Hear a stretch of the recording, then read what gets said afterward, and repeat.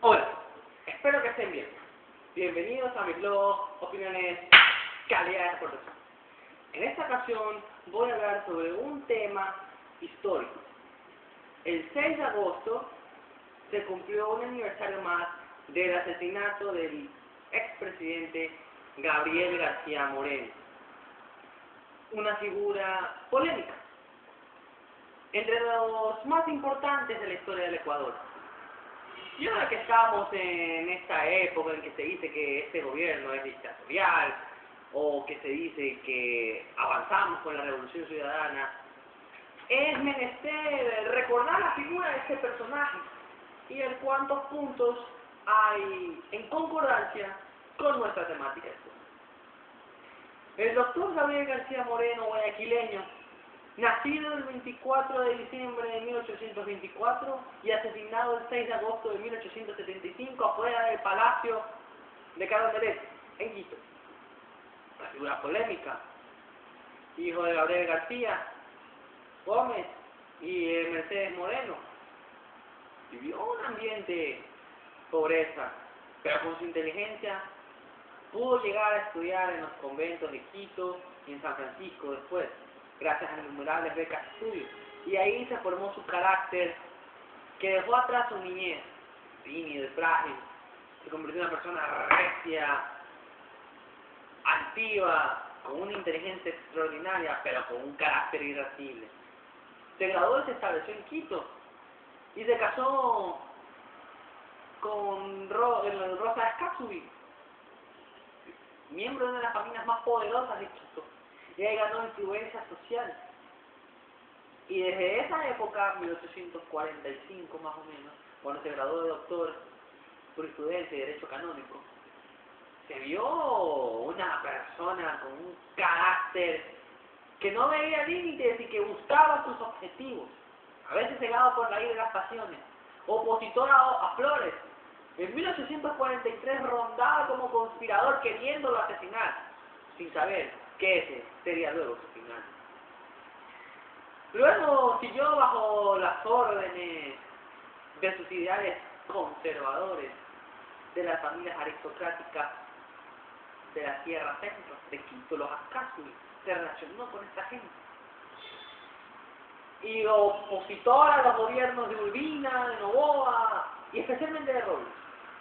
En la temática que le tocó intervenir, luego de haber sido diputado por Pichincha, alcalde, rector de la Universidad Central, fue intervenir en 1859, la época en que el Ecuador casi desaparece, en que viene un trasluz histórico. Para otro tema será que el Ecuador tenía la amenaza del Perú, la amenaza de Colombia, y se fraccionaron los gobiernos.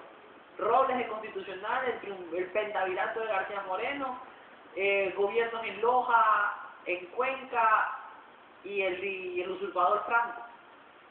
Aquí García Moreno, opuesto del gobierno de Robles, estaba tan enceguecido y lanzaba ataques diátrabos desde el Parlamento que llegó a pactar con el general Ramón Castilla, el enemigo peruano, y ofreció poco de prebendas más a cambio de que le dé apoyo y armas y lograr expulsar a Robles y tomar el poder.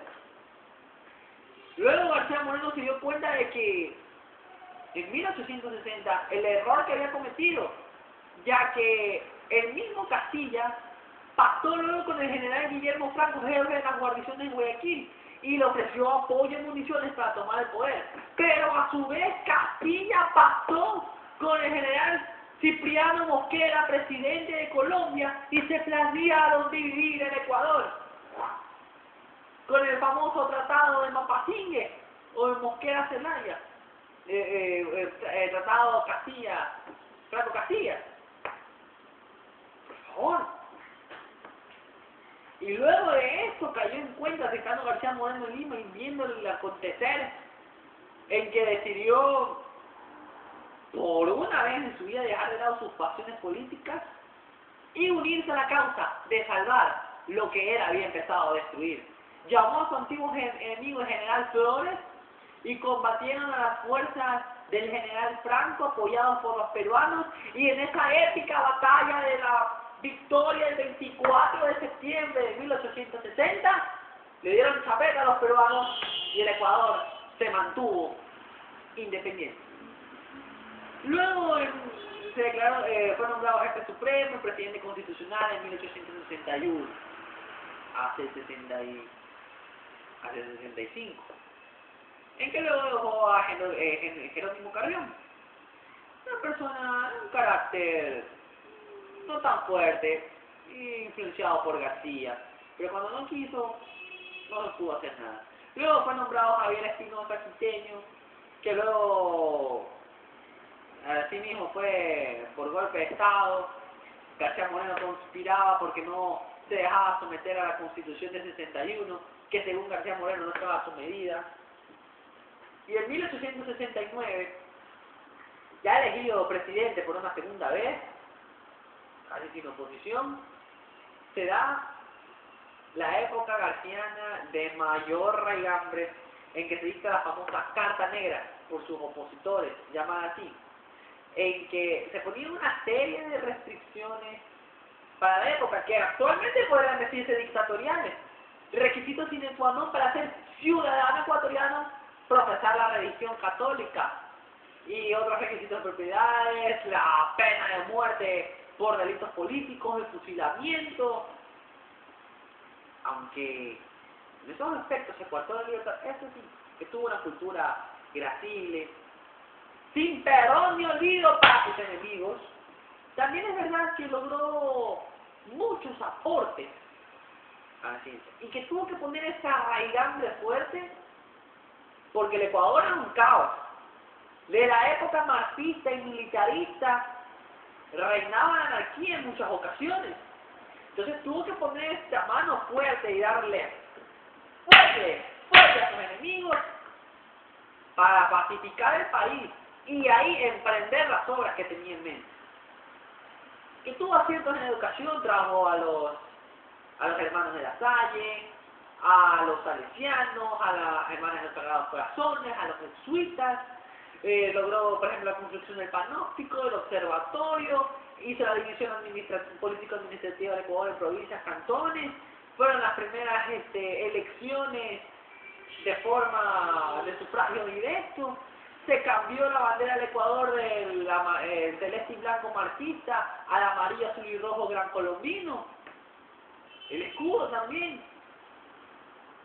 Y muchas obras, la construcción de caminos, carreteras, el inicio del ferrocarril, que lamentablemente por la acción de los malos gobiernos siguientes no pudo ser culminado hasta en la época de Eloy Alfaro. Y muchas obras más. ¿Pero a qué costo? Al costo de hacer del Ecuador un régimen teocrático. El Ecuador se convirtió en 1873 literalmente en la República del Corazón de Jesús, consagrada a esta imagen religiosa. Un régimen donde se fusionaron en uno solo la iglesia, el poder y la política. El Partido Conservador se entrelazaba con la Iglesia Católica, recordando que en esa época muchos sacerdotes eran políticos, dueños de tierras, hacendados, y tenían mucho poder la Iglesia. Aunque el Ecuador se caracterizaba por ser uno de los países más católicos del continente. Y mientras en el resto de América el liberalismo era la nueva cumbre, en Ecuador volvimos a un conservadurismo. Entre los opositores a García tenemos ahora al general Urbina, quien tuvo que salir al destierro luego de una rebelión en 1864, en que murió Flores, quien fue antiguo rival de García, y luego sirvió a su lado. El general Ayala, quien fue por pasiones políticas de García Moreno mandado a matar. El general Cipriano Maldonado, el mismo Juan Montalvo y muchos opositores. En un régimen que tuvo muchas contradicciones, que se vio manejado por la personalidad hiperpresidencialista. Lo que hizo con la derecha García, Moreno lo borró con la izquierda. Lo que decía su mente, no lo sacaba de su carácter. Y muchas razones se han dado del porqué de su muerte. Algunos dicen que tuvo un lío de espaldas con la esposa de Faustino Lemonrayo, Rayo, colombiano que fue nombrado gobernador del Napo, que era prácticamente un ostracismo. Otros decían de que era una acción de los conspiradores quiteños liberales, y otros que era apoyado por los militares que no veían más ante el régimen García. Sea la causa, esa mañana del 6 de agosto de 1875 preparaba su discurso para posesionarse como presidente constitucional del Ecuador en su tercer periodo, del 75 al 81. Y luego fue interceptado en las escaleras por los conspiradores, Moncayo, Malo y los demás. Y apareció de repente Faustino de Moncayo y dijo: ¡muera, bandido! Y le dio de machetazo y cayó por la escalera del palacio, y luego siguió con la ronda de machetazos. Terrible. Ahí balbuceando, antes de morir, alcanzó a decir una frase que ya quedó para la leyenda: Dios no muere. Inmediatamente Rayo fue interceptado por la Guardia Presidencial y más.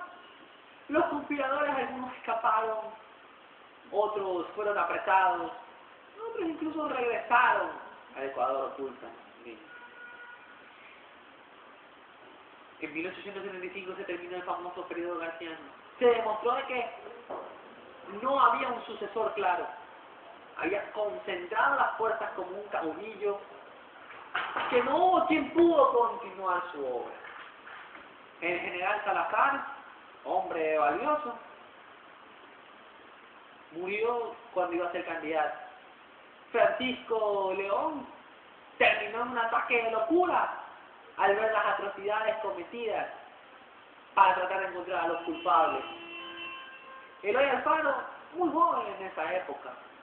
Urbina no tomó el poder directamente, pero aupó a Ignacio de Ventimilla en 1876 en la batalla de Galti en Los Molinos, en derrocar a Borrero, quien fue elegido presidente en 1875 en diciembre, y que no cumplió las expectativas porque no cumplió las expectativas de nadie.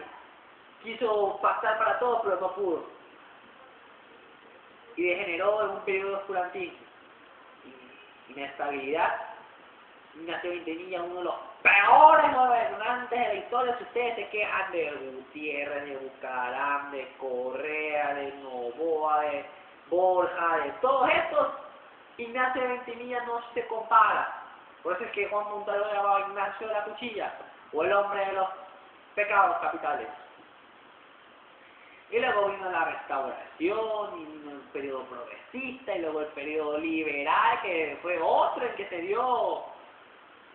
se continuó en cierta medida con la obra del ferrocarril y otros aspectos del gobierno garciano. O sea, se truncó un proyecto. El Ecuador alcanzó un desarrollo, pero ¿a qué costo? Al costo de coartar las libertades, al costo de no dejarnos tener libertad de culto, al costo de sufrir la pena de muerte por disentir políticamente. Personalidad de contraste. Hay que manejar con pinzas esto. No es un santo San Gabriel como creen algunos quiteños, pero tampoco es un diablo vicioso que no hizo nada por el país, como lo retratan en la obra de Alicia Yanes Cosío, o sea que vienen a matarme, hecha en película. Es una persona que ayudó, es verdad, pero que tuvo sus desaciertos, especialmente en materia internacional. Quiso convertir al Ecuador en protectorado de la Francia de Napoleón III. Y no es que Francia no quisiera, Francia analizó, pero el costo era muy alto traer gente. Tenía no sabía de que después la experiencia de México en el 1865 iba a ser desastrosa, se lo comprobó. Iba a tener problemas con España y con Gran Bretaña. También en las acciones contra el Perú, en la primera guerra de las Islas Chinchayas con España, por el guano. La primera guerra del Pacífico, Ecuador fue el único país que no apoyó. García Moreno dijo neutral cuando toda América se apertrechó en contra de España. Y las intervenciones con Colombia, en que fue con flores y casi fue vencido, fue atrapado en Tulcán y tuvo que pedir por su vida García. El materia internacional no se lo dio muy bien, aunque es verdad, esa persona no salvó en el terremoto en Ibaúra y tantas otras obras. Hay que ponderarlo.